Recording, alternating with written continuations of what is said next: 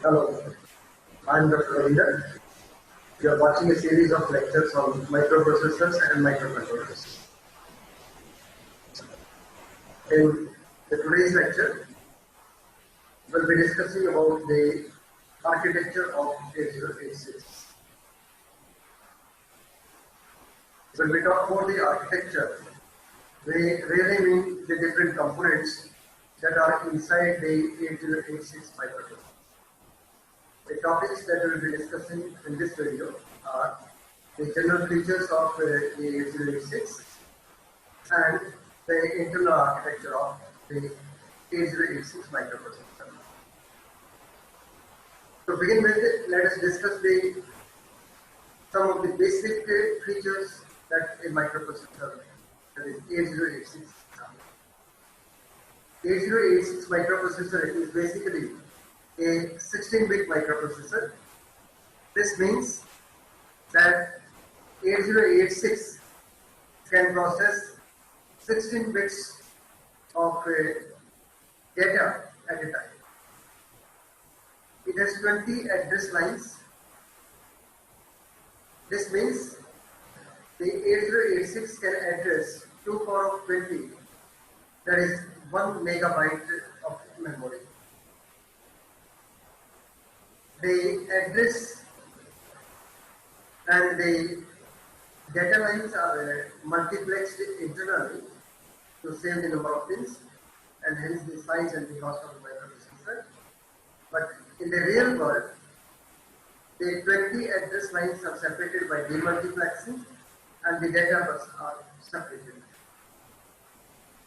It has a quite large number of instructions as compared to its predecessor, like the 8085 microprocessor. And when we say that it has a large number of instructions, it is obviously that the number of addressing modes are more. The memory is not simply a sequential memory, it has a segmented memory. We'll discuss in the next video what exactly we mean by memory segmentation and how does the memory segmentation benefit us in terms of the memory and hence saving the size of the register. And the other feature being, since the memory is segmented, the base address of each of these segments are stored in the respective segment registers, and those segment registers are called as the code segment, data segment, stack segment, and the extra segment registers.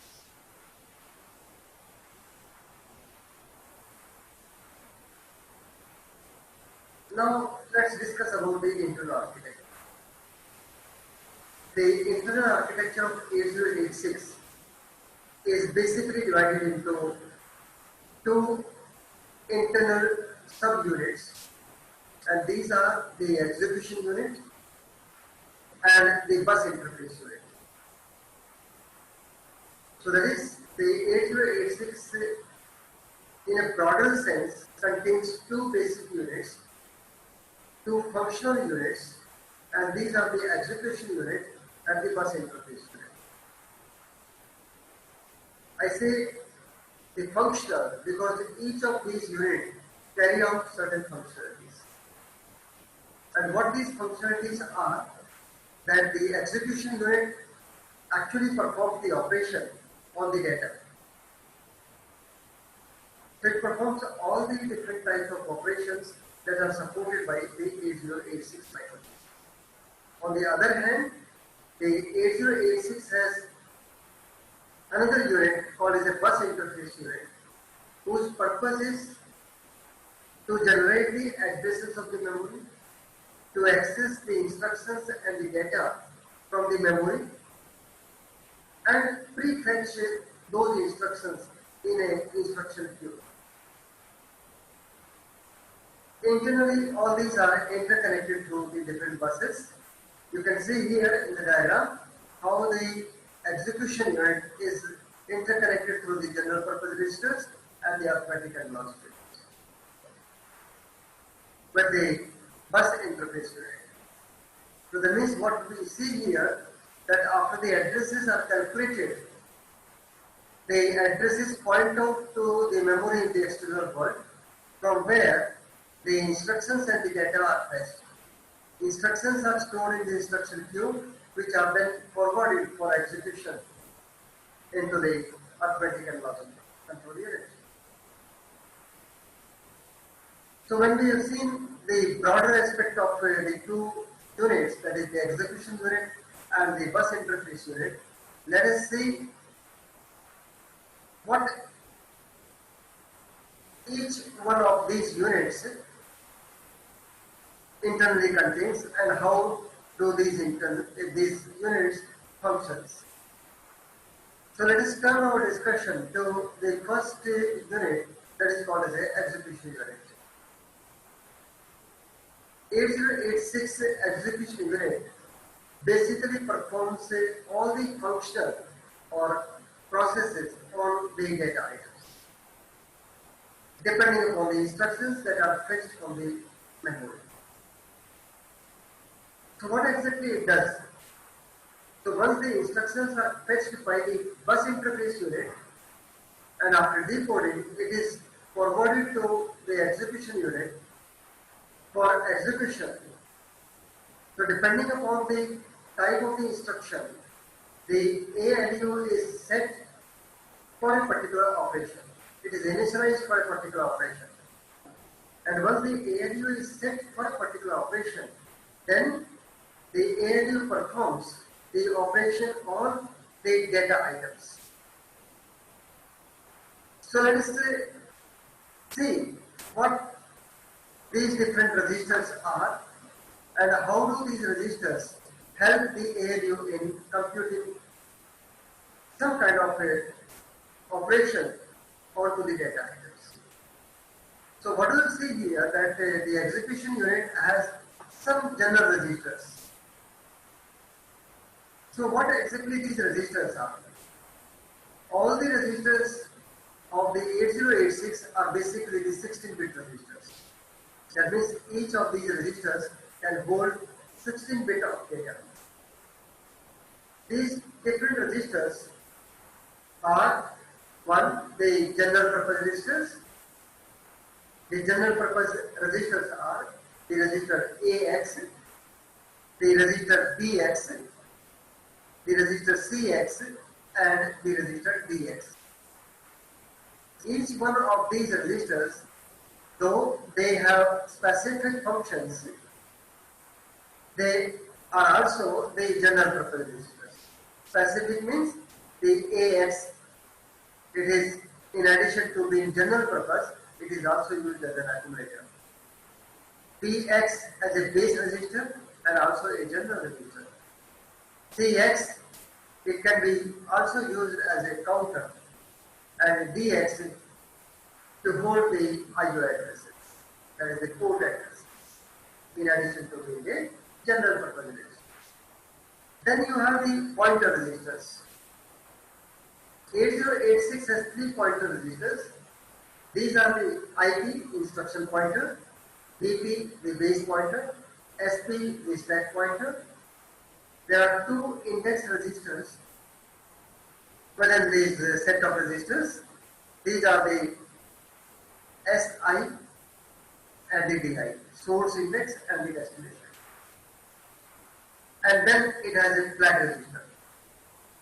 Flag keeps the status, what exactly is going on inside the ALU or what has gone inside the ALU. A flag indicates certain operational condition of the ALU.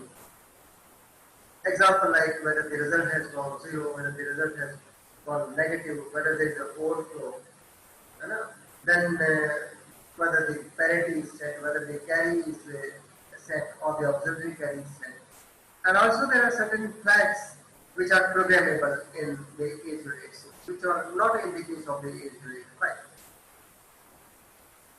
So then, to define the operation of the execution unit, the instructions are fetched from the memory in the DIO, which are passed to the instruction queue and then decoded depending upon the timing units generated by the control and the timing unit. The ALU is set for a operation. The data from the register or from the memory is transferred through these registers into the ALU. The ALU performs the operation and transfers the result back to this data bus, either onto the registers or directly to the memory or the IOs, depending upon how the addresses are calculated, whether the IO port addresses are contained in the DX or whether the memory addresses are pointed by the DX and the other registers. Depending upon the operation that is performed in the ALU, certain flags are affected, and these flags will indicate the status of a current process that has happened inside the 8086. So once we have understood that the purpose of the execution unit is to perform operations on the data items depending on the instruction that is fetched and decoded.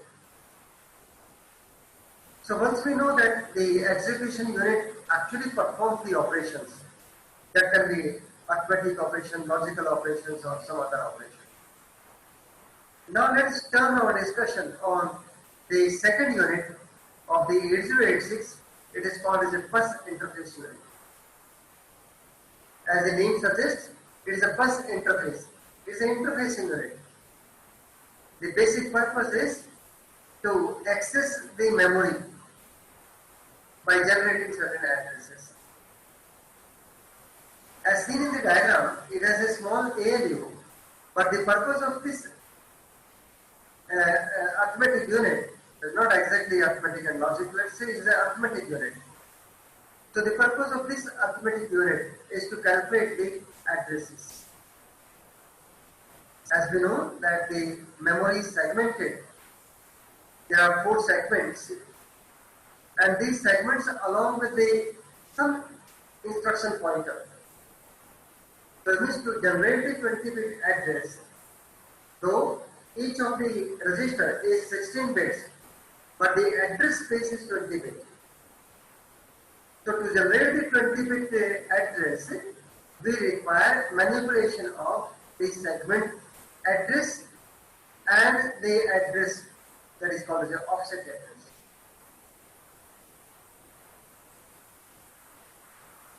So how this address is generated, that is a 20-bit address is generated, we call that address as a physical address. So physical address is the address which is nothing but the 20-bit address space of the memory. And how this is generated? This is generated by performing some arithmetic operation that can be seen in this equation. The value in the segment registers, there are 4 segment registers that is known to us, the code segment, data segment, extra segment and flag segment. The value in these segment registers multiplied by 10 hexadecimal. So when we multiply any 16-bit number or 4 nibbles with another 1 nibble, that is 10, then the effect is that we get the 20-bit address suffixed with 0. So there are 4 hex digits now suffixed with 0. Then we add the offset. So if we are referring to the instruction, we will add the offset given by the instruction pointer. If we are referring to the data, we will add the offset referred by the data pointer, which can be in the form of the BP, SP, or the offset can also be contained in the SI and the DI. So manipulation of this, that means if you now take up an example and wish to show how this address is calculated, let us assume that we have the segment value in the code segment. Let us assume that the value is 1, 2, 24 hexadecimal value. And let's assume that the instruction pointer contains an offset value which is nothing but 0015, supposing this. Then the physical address value will be 1, 2, 3, 4, which is nothing but the segment address given in the multiplied by the 10, which is again a hexadecimal number, and added with the offset, which is 0015, which will be 1, 2, 3, 4, 0, which is a hexadecimal number, added with its offset 0015, and hence the physical address, which will be a 20-bit address, is equal to, when you add these two numbers, so we get 12355 hexadecimal.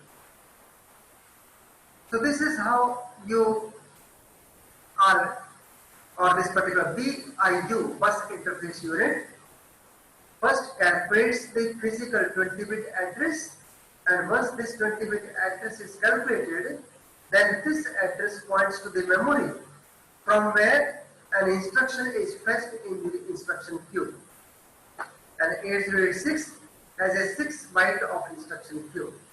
That is 6 instructions, because each instruction, when you talk of the operation code, can be assumed to be definitely a 1 byte operation code. Of course, the size of the instructions can vary. It can be a 1 byte instruction, it can be 2 byte instruction, or it can be 3 byte instruction, depending upon the different operands that are available to the instruction, or depending upon the addressing mode. So we say that the instruction queue prefetches 6 instructions in this instruction. And once the instructions are available with the microprocessor, then it adds to the speed of the microprocessor, because it doesn't process one instruction, then go to the BIU, calculate the addresses, go to the memory, fetch the instruction, and then perform all it. So it saves the time, because 6 instructions are already available in the microprocessor.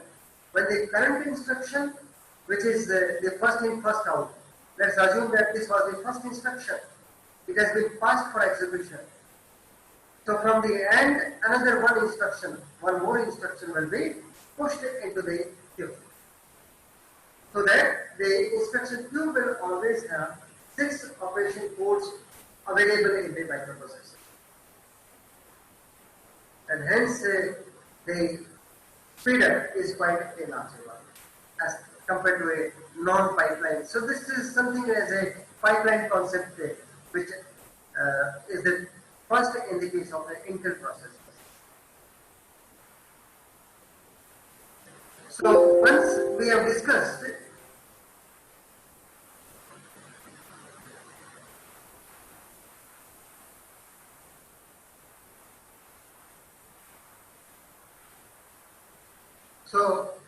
having discussed the general features of the microprocessor, broad aspect of the Intel architecture, the execution unit, bus interface unit, let's now turn our discussion on to the different registers of the 8086. Like almost more than 40 years that 8086 was invented, a lot of changes have appeared in the architectures of the processor, but still, even as of today, the 8086 architecture, which is called as a basic architecture, is very much used.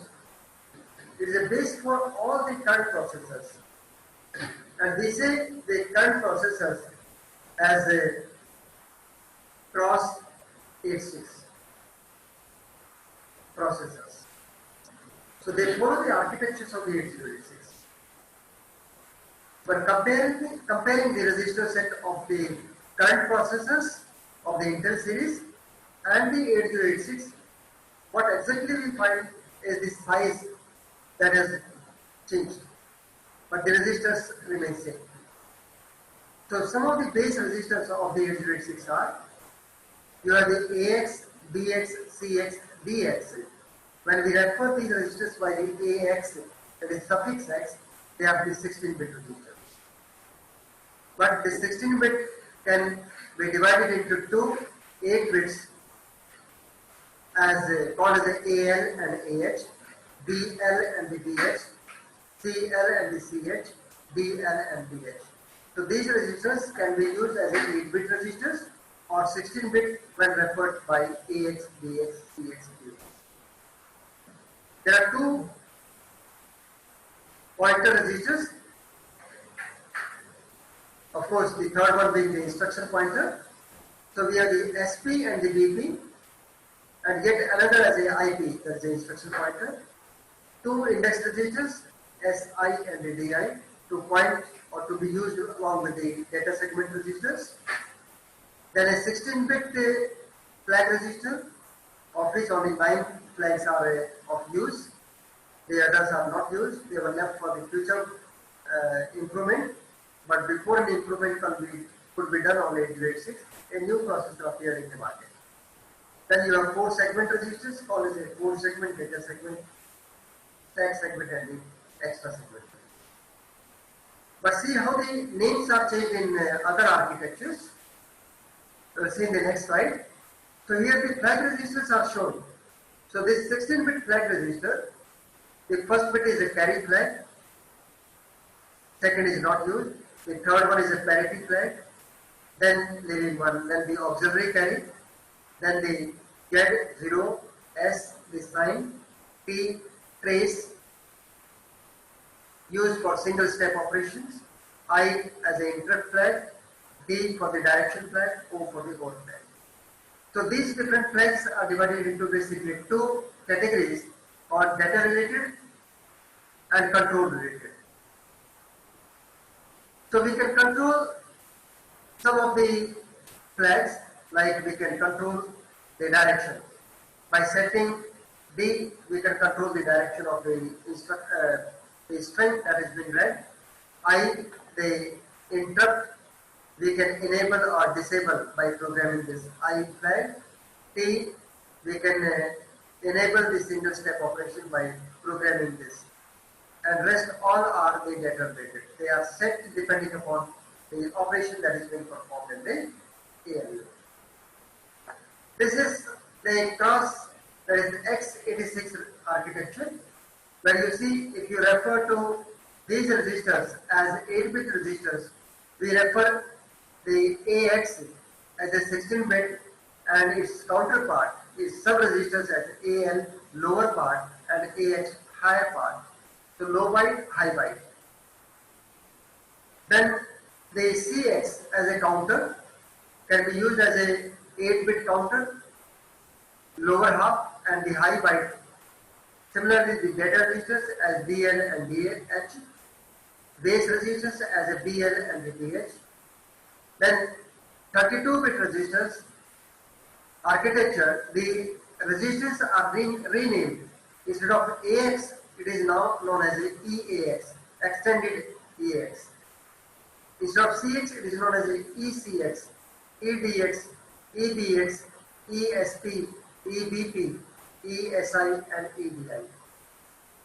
Similarly, the 64-bit architectures, these registers are known as RAX, RCX, RDX, RBX, RSP, RBP, RSI, RDI. So what do we find from here? That basically the number of registers remain same, but however their names appeared as changed when we go from 16-bit to 32-bit to 64-bit architecture. So this diagram shows the complete internal architecture of the 8086, both the unit, the DIU and the EU put together, how and how they are interconnected with each other. The control flow can be easily seen, where all the registers are shown, the ALU is shown, then you have all the segment registers along with their registers called as a instruction pointer, and some internal communication mechanism, then the bus control unit, the internal queue, the instruction queue, and the arithmetic unit which is used to generate the addresses for the memory. So this arithmetic unit generates the address, that is the 20-bit address, and this address bus points to the memory. From the memory, the instruction is fetched into the instruction queue, passed to the different control units, and then the ALU is set for a particular operation.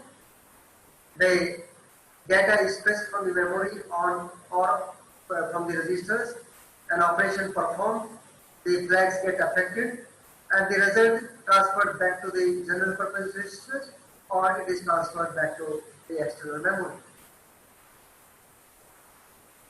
Well, to summarize what we have discussed, we started with the general features of the microprocessor 8086. When we said it is a 16-bit microprocessor, it can address a 2 power 20 equal to 1 megabyte of memory. The memory itself is segmented. Then we saw that the internal architecture is divided into 2 parts, execution unit and the bus interface unit. The basic purpose of the execution unit is to actually perform operations on the data set, and the purpose of the BIU is to prefetch the instructions and fetch the data from the memory. Well, that's all in this lecture. Next, we will be discussing about the basic comparison between the 8086 and the 8085 and the pin diagram of 8086.